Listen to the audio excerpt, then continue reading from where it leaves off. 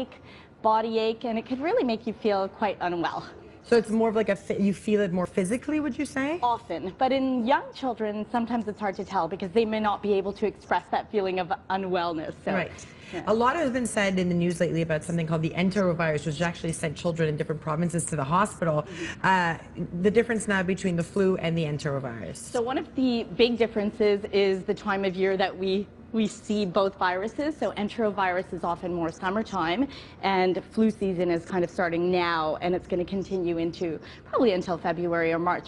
However, there is overlap, so sometimes it is actually hard to tell the difference between the two. At the end of the day, they're both viruses, and you treat them both symptomatically. So it doesn't necessarily make a difference in knowing which one you have. Because so after how many days of sort of your child being ill do you start to say, like, this is probably the flu? Or does it depend on the child? It really depends on the child. Okay. So it depends on how, you can have a child who's sick for a day or two, and it may just be a cold, yeah. Or it may be the flu. So it really isn't duration rather than their symptoms, but both are viruses. And like I said, when it comes to any virus, we treat them symptomatically, whatever virus it is. Right. So the flu shot, to get the flu shot, to not get the flu shot, they always say if you're older, for example, it's always a good idea to get the flu shot.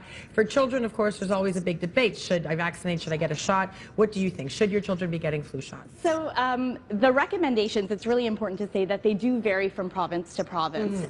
In Quebec, the recommendations as they are say that we should be recommending healthy children between the ages of 6 months and 2 years. 6 months and 2 years.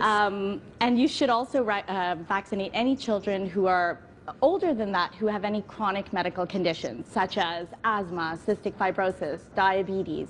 As well, we should be recommending to vaccinate household contacts of people who are at high risk. Okay. Now, I personally, my children don't fall into those categories, but I do have them vaccinated, and you can get the vaccine free for your children if they are over 6 months of age. Right, and they changed the actual shot itself, right? Remember that, isn't it a smaller needle now? Well, now there's two different kinds of flu vaccines. You can get an intramuscular vaccine, which is the needle, yeah. and there's also a flu mist, and there's certain populations. The mist, right. Yes, exactly. And the last question, which is an important one. If your child has had the flu and you're not sure, are they better, are they not better, when exactly should you send them back to school? So that's a big one, and we always talk about that. If your child is sick, you don't want to send them to school and get everybody else sick.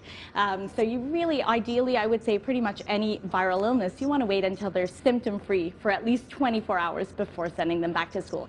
And always remember, good hand washing as prevention. That's the best prevention. And if you do send your child back, we were saying sooner rather than sort of waiting that 24-hour period, you're going to get everyone else sick. Exactly. They're going to get more sick, and instead of needing a sitter for one day, you'll need to sitter for a week. Exactly. Prevention is key. Dr. Preetha Krishnamoorthy from the Montreal Children's Hospital. Remember, wash your hands, keep your kids healthy. All right.